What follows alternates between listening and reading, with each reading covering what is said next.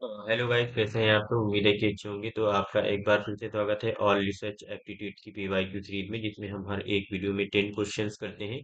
अभी तक हमने रिसर्च के 320 क्वेश्चंस डिस्कस कर लिए हैं। आज की इस वीडियो के बाद जितने भी 2004 से लेकर के 2019 तक के रिसर्च एप्टीट्यूड के जो पीवाईक्यूज आए हैं वो हम सारे कर चुके होंगे। अब की इसके बाद जितनी भी वीडियोज आएंगी हमारी, वो 2020 से लेकर के 2026 तक के ही क्वेश्चंस होंगे उसमें। और स्पेशली अभी हम पहले 2020 के करेंगे, देन ईयर वाइज चलेंगे 2021 के, फिर 2, 3 एंड 4, 5, इस तरीके से हम 26 तक के सारे क्वेश्चंस कवर करने की कोशिश करेंगे। इसके साथ साथ हम रिसर्च एप्टीट्यूड के अलावा टीचिंग एप्टीट्यूड, कम्युनिकेशन और मैथमेटिकल रीजनिंग के भी पीवाईक्यूज कर रहे हैं। तो ये 4 यूनिट्स हम लगातार करते जा रहे हैं, और जैसे ही इसमें से कोई यूनिट कंप्लीट हो जाएगी तो हम कोई नई यूनिट स्टार्ट करेंगे। तो देखते हैं हमारा पहला क्वेश्चन क्या है।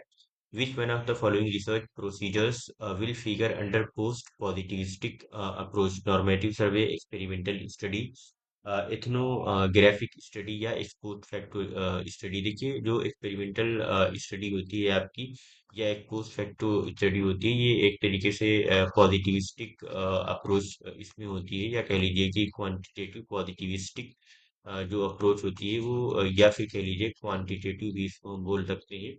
और ये भी सेम बाकी जो है, बट जो एथनोग्राफी होती है ये एक तरीके से पोस्ट पॉजिटिविस्टिक अप्रोच में आती है, या एक तरीके से ये कह लीजिए ये क्वालिटेटिव रिसर्च का एक पार्ट है। ठीक, तो इसका राइट आंसर जो होगा वो एथनोग्राफी, जिसमें हम रियलिटीज को स्टडी करते हैं, कल्चर्स को स्टडी करते हैं, पार्टिसिपेंट्स को स्टडी करते हैं।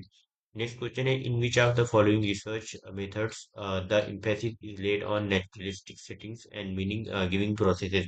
Experimental method, ex post facto method, case study method, या डिस्क्रिप्टिव सर्वे? तो इसका जो गाइस राइट आंसर होगा वो है केस स्टडी मेथड। क्योंकि केस स्टडी मेथड में क्या होता है, research that emphasize naturalistic settings and meaning giving, या कह लीजिए कि interpretive processes is the characteristics of qualitative approaches. और क्वालिटेटिव अप्रोचेज में स्पेशली जो हमारी केस स्टडी मेथड है, जहाँ पर ये सब फिनोमिनल स्टडीज किए जाते हैं रियल लाइफ कॉन्टेक्स्ट में। बाकी जो एक्सपेरिमेंटल मेथड है, ये कंट्रोल्ड वे में आर्टिफिशियल सेटिंग में कंडक्ट की जाती है, जिसमें मैनिपुलेशन भी होता है इंडिपेंडेंट वेरिएबल का।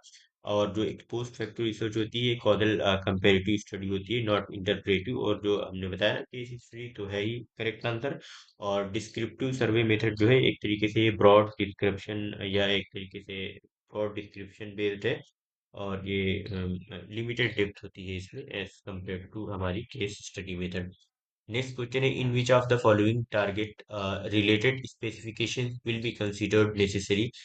सेमिनार्स, कॉन्फ्रेंसेस, सिंपोजियम, या वर्कशॉप? तो देखिए, जब भी हम टारगेट रिलेटेड स्पेसिफिकेशंस की बात करते हैं, तो इसमें हमारे ये वर्कशॉप में हो जाएगा इसका राइट आंसर, जिसमें हम हैंड्स ऑन प्रैक्टिस भी करते हैं। Artifacts that arise and affect the internal validity in research are? तो हमें ये बताना है कि जो आर्टिफैक्ट्स हैं जो अराइज होते हैं या अफेक्ट करते हैं इंटरनल वैलिडिटी को, वो कौन कौन से हैं। तो देख लीजिए इसके क्या क्या होंगे। पहले जो हमारा जो ऑप्शन दिया हुआ है वो है history, randomization, maturity, instrumentation, experimental mortality, mortality, या मैचिंग? तो गाइस इसका जो राइट आंसर होगा वो देख लेते हैं क्या है। तो हिस्ट्री तो है, क्योंकि events occurring between measurements affects outcome.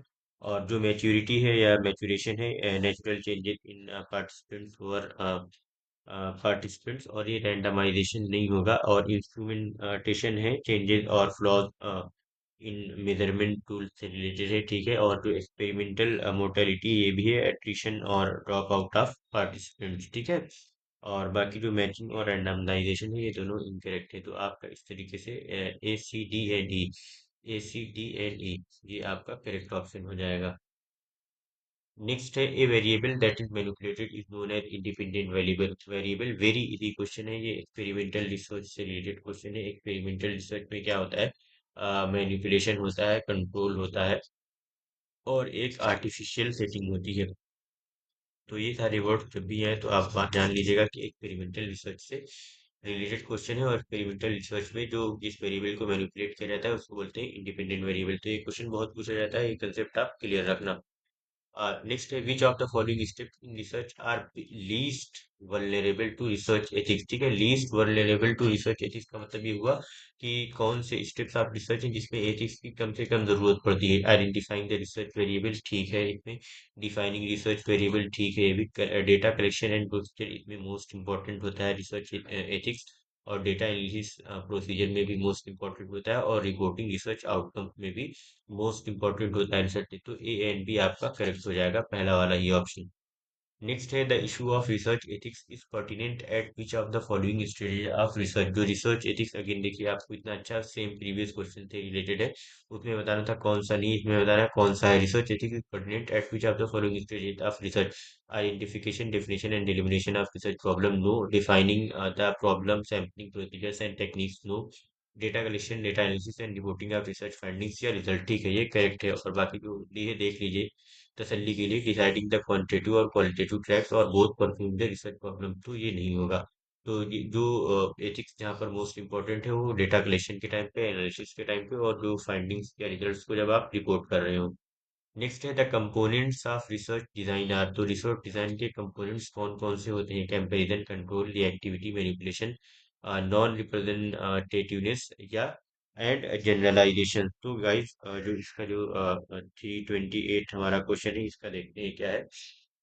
देखिए इसमें जो ये होगा कंपैरिजन तो होगा ही होगा। कंपोनेंट्स ऑफ रिसर्च डिजाइन में हम कंपैरिजन करते हैं, और उसमें कंट्रोल भी होता है, बट जो ये है आपका ऑप्शन रिएक्टिविटी, ये नहीं होती है, और मैनिपुलेशन भी होता है उसमें।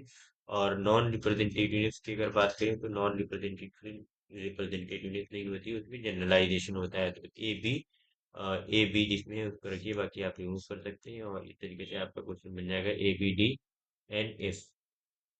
नेक्स्ट है which of the following implies the correct sequence in an action research. ठीक है, ये बहुत आसान है एक्शन रिसर्च से रिलेटेड, इसमें हम इमीडिएट प्रॉब्लम को सॉल्व करने की कोशिश करते हैं। तो plan, act, observe and reflect, ठीक है। ये इसका पूरा साइकिल होता है, तो आप इसको याद कर लेना। प्लान, फिर एक्ट करते हैं, देन आप ऑब्जर्व करते हैं, देन आप रिफ्लेक्ट करते हैं। और अगर आपको कोई प्रॉब्लम आती है रिफ्लेक्ट के दौरान, तो आप दोबारा से रीप्लान करते हैं, क्योंकि ये साइक्लिक होती है। आप री एक्ट करते हैं, री ऑब्जर्व करते हैं, री रिफ्लेक्ट करते हैं दोबारा से। और अगर फिर प्रॉब्लम कोई फाइंड आउट करते हैं तो अगेन रीप्लान करते हैं, अगेन री एक्ट करते हैं। तो ये पूरा प्रोसेस जो है चलता रहता है, साइक्लिक नेचर है। Next, in the two sets given below, set one embodies the list of research types, while set two provide their nature and characteristics. Match the two sets and give your answer from the code which follows. Set one A है, set two ये है, experimental research, factor research, participant observation, grounded theory approach based research। और फिर ये हमारे options दी हुई, five options. Generalization follow rather than precedes observation in due course, access to reality by sharing the perspective of people, research getting all causal factors by retrospective analysis, describing status and conditions as obtainable, controlling the external variables and observing the effect of independent variable manipulated by the researcher on the dependent variable। तो देखिए जो experimental research होता है इसमें manipulation होता है, control होता है, तो ये हमारा ऑप्शन फाइव से मैच हो जाएगा, एक्सपेरिमेंटल रिसर्च। देखिए ए जो है फाइव से मैच होते ही आपका क्वेश्चन बन गया। तो एक्सपेरिमेंटल रिसर्च बहुत इंपॉर्टेंट है, क्वेश्चन पूछा ही पूछा जाता है, तो ए फाइव है। और एक पोस्ट फैक्टो रिसर्च जो है वो होती है कि जिसमें हम कॉज एंड इफेक्ट की जो रिलेशनशिप, कंपेरेटिव कॉजल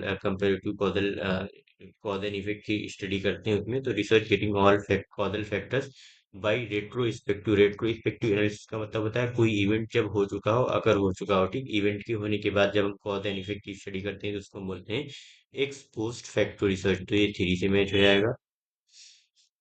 और फिर जो पार्टिसिपेंट बेस्ड रिसर्च होती है, access to reality by sharing the perspectives of people, तो ये टू हो जाएगा। और जो आपका ग्राउंडेड थ्योरी है वो आपका क्या हो जाएगा?